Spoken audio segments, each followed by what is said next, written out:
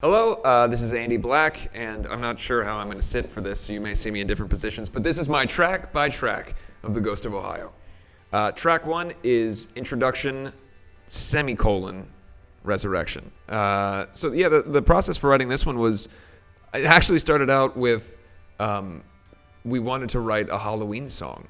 The idea was, we had this ghost story, and I had this whole concept I was doing, and I wanted to write a song that sounded like those Halloween soundtrack records that you get around Halloween parties and stuff, had that kind of tone. And that almost, the original version of this was heavily howls and the full Vincent Price level thing.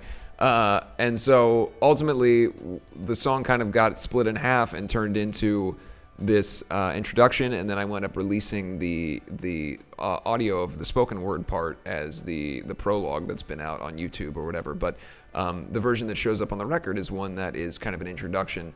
I was influenced by those, particularly the early AFI records. Always had a 2.5 minute song, that was always kick ass, and you're like, oh, it's over, and then the first song would start. So that was kind of the inspiration behind doing something like this, is those old AFI records where there was this kind of call to arms at the beginning. Track 2 is The Promise. It's a song about just being a teenager in Southern Ohio and driving my car into Kentucky every day and telling myself all these positive affirmations of what I was going to do and the success I wanted to have and how hard I was willing to work. And the truth of the matter is that I took a different path when it came to success than probably I had imagined at the age that I'm kind of talking about in this song. Part of the thing of The Promise is what happened to the original idea. And when this song in my head kind of takes place versus when I kind of became successful, I never thought that I would become known as the guy who gets really drunk and yells at people on stage for flipping him off. That wasn't part of The Promise. But you can't really help what happens when you find any kind of success. And my whole goal in my journey is to kind of get back to the place where I feel like I'm being most true to myself. And it's not negating from that era of my life. That was part of my career, and it was crazy times and everything. But this song is really about that era of my life where I feel like I'm trying to be true to who I was as that kid growing up and what I want to do moving forward. Westwood Road is kind of a funny song because when we shot the video for it, someone came up to me someone came up to Juliet and said, this song is such a bouncy, fun-sounding song. And she kind of laughed because she knows that the lyrical content is very, very dark in terms of what I'm talking about. I'm basically saying that at this point in my life, I feel like shit all the time. I'm always drunk. I'm always blacked out. I can't remember anything. I feel terrible. And the only thing I want to do is just go back to being a little kid before I became this mess out on the road for 10 months of the year and feeling so far from home. That content in juxtaposition with what the song sounds like kind of is what makes it fun for me, is that the feelings I have now about that time in my life, 5-6 years ago, whatever, I almost have a sense of I'm able to look back at it with a little bit less angst, and I can see it with a little bit more perspective because I am in a much better place now. So that song is kind of about just wanting to get away from the shit you've created, kind of. I feel like No One is a song that it's probably the most it's got the most anger of any song on the record.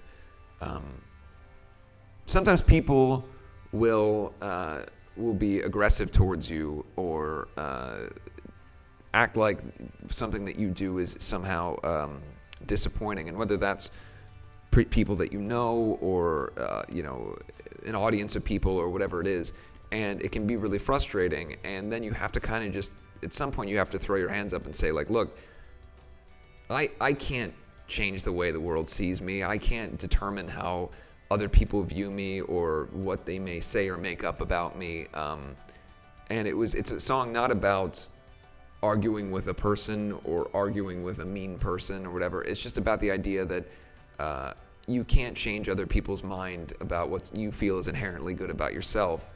And it's a waste of time to try to fix everyone else's emotions.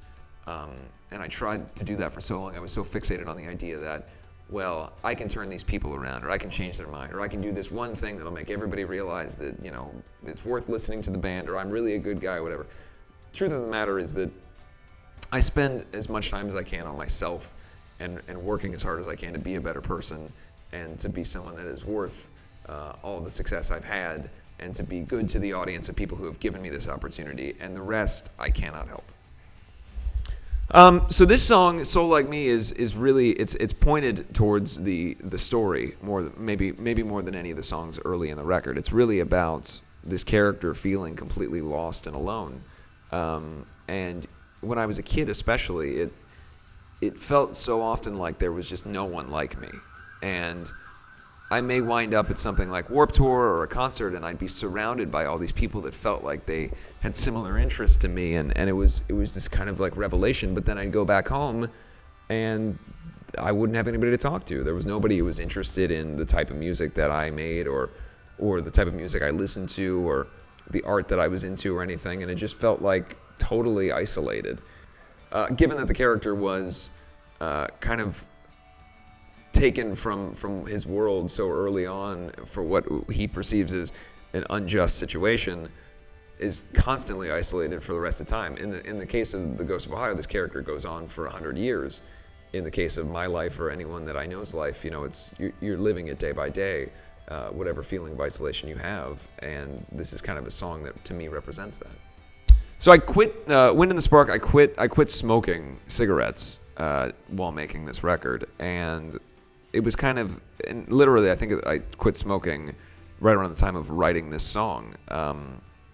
It's about letting all of the things that you felt were part of the artifice of the thing you built for yourself, the pageantry of who you are, kind of go, and allow yourself to be whoever it is you really are. For me, I'd spent so much time building myself up as Mr. Crazy Rock Guy who's drunk all the time and smokes like a chimney and everything else.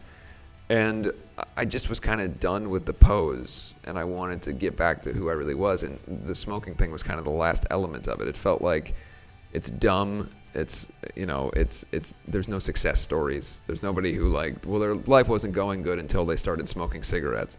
It just felt like it was over for me. And so this song is kind of about that all-encompassing idea of letting go of dumb things.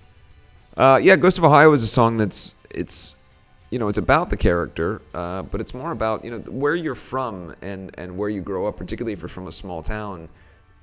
It's a weird kind of dynamic where every good thing that you can remember and every bad thing that you can remember sometimes happen within 30 feet of each other in that place.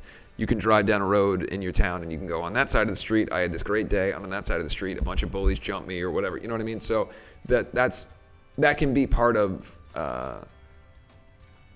where you're from. It can also make you feel like this is my home and I don't belong here, which is a really weird feeling because obviously home is where you're meant to belong the most.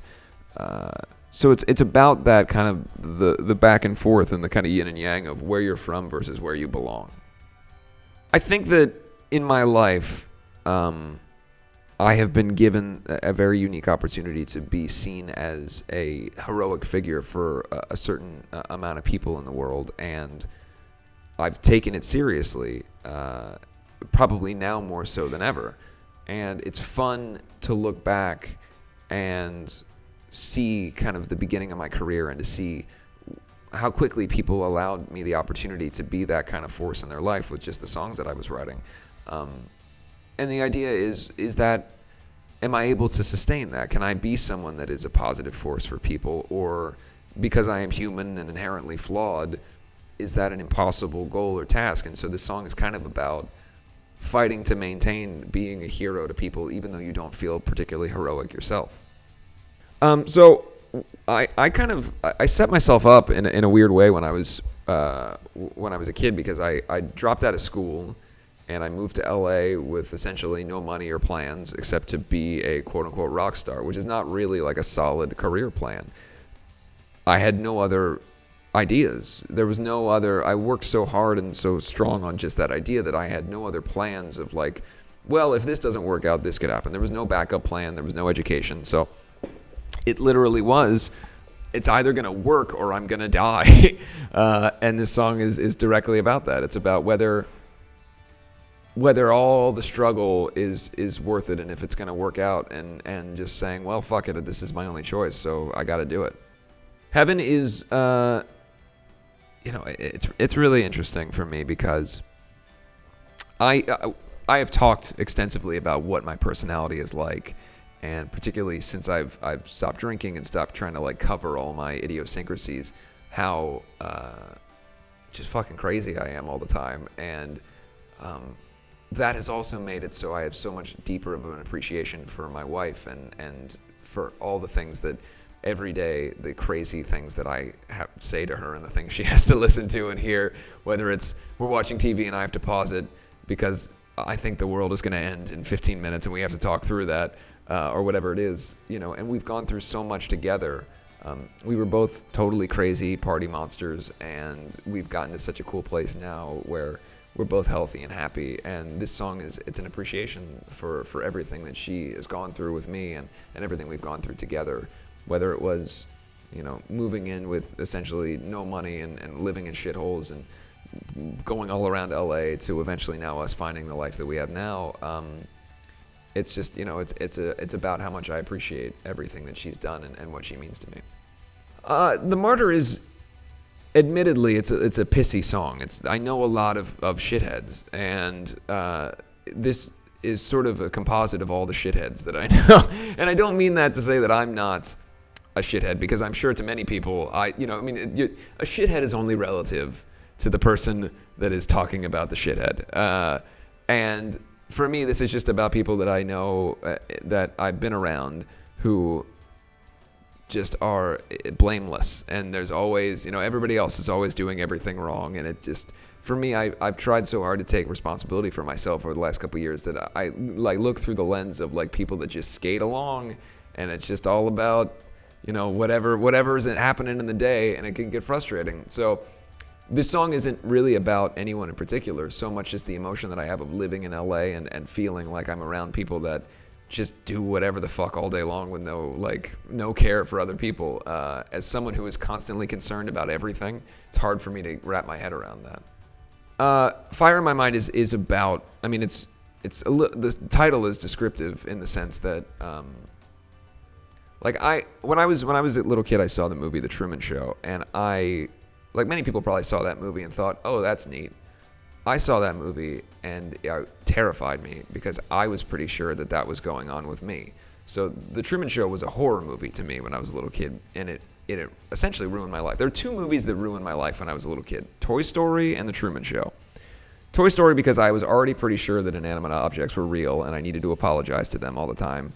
And I needed to apologize to my toys if I didn't play with them. And the main character's name is Andy, so that really fucked with me. So by the time I'm like 8, I'm standing in the toy aisle at the store apologizing to all the figures that weren't purchased that day and telling them that they're great people and that someone will get them. And then I'm going through and reorganizing them so the one at the back gets to be the one at the front for a little while so that he might get picked. So that started.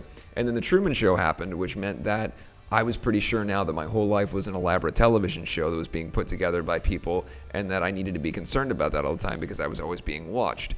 And that just kept with me forever.